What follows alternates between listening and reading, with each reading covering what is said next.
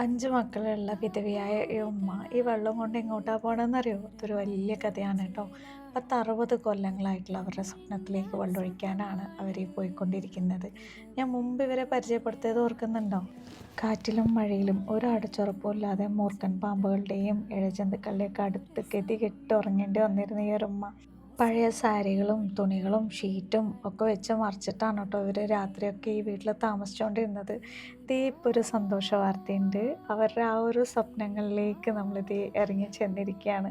അവരുടെ ജീവിതത്തിൽ അവർ ഒരുപാട് കൊല്ലങ്ങളായിട്ട് ആഗ്രഹിച്ച ഒരുപാട് പേരോട് പോയി ഇരുന്നിട്ടും നടക്കാത്ത ആ ഒരു സ്വപ്നം നമ്മളെല്ലാവരും കൂടെ ചെയ്തു കൊടുക്കാനായിട്ട് പോവാണ് കേട്ടോ. ഈ ഒരു അവസ്ഥയിലേക്ക് എത്താൻ ഒരുപാട് പ്രയാസപ്പെട്ടിട്ടുണ്ട്. വില്ലേജ് ഓഫീസുകളും താലൂക്ക് ഓഫീസും പറഞ്ഞ പോലെ പഞ്ചായത്തും മുനിസിപ്പാലിറ്റിയും ഒക്കെ കയറി ഇറങ്ങി മതി അടുത്ത വീട്ടുകാരെ പാരകളും മറ്റുമൊക്കെ ആയിട്ട് നല്ലോണം കഷ്ടപ്പെട്ടിട്ടാണ് നമ്മൾ ഈ ഒരു അവസ്ഥയിലേക്ക് എത്തിയത്.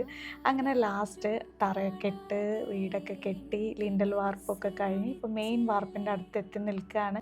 നമ്മുടെ ഒരു ചിന്തയോ അല്ലെങ്കിൽ നമ്മുടെ ഒരു വാക്കോ ചിലപ്പോൾ നമ്മുടെ ഒരു നോട്ടമോ ശരിക്കും മതിയാവും ഒരാളുടെ ജീവിതത്തിൽ ഏറ്റവും വലിയ മാറ്റം വരുത്താനും അവരിൽ സന്തോഷം ഉണ്ടാക്കാനും വേണ്ടിയിട്ട്. ഇതൊരിക്കലും ഞാൻ ഒറ്റയ്ക്ക് നിന്നുകൊണ്ട് ചെയ്തൊരു കാര്യമല്ല. മനുഷ്യന്മാരുടെ രൂപത്തിൽ പഠിച്ചോൻ തന്നെ നേരിട്ടിറങ്ങി വന്ന് എന്നെ ഒത്തിരി സഹായിച്ചിട്ടുണ്ട്. ആ സഹായിച്ച എല്ലാവർക്കും നന്ദിയുണ്ട്. അപ്പോൾ ഈ ബാക്കിയുള്ള പണികളും കൂടെ ഒരു തടസ്സവും ഇല്ലാതെ നടക്കാൻ വേണ്ടിയിട്ട് എല്ലാവരും പ്രാർത്ഥനയിൽ എന്നെ ഉൾപ്പെടുത്തും.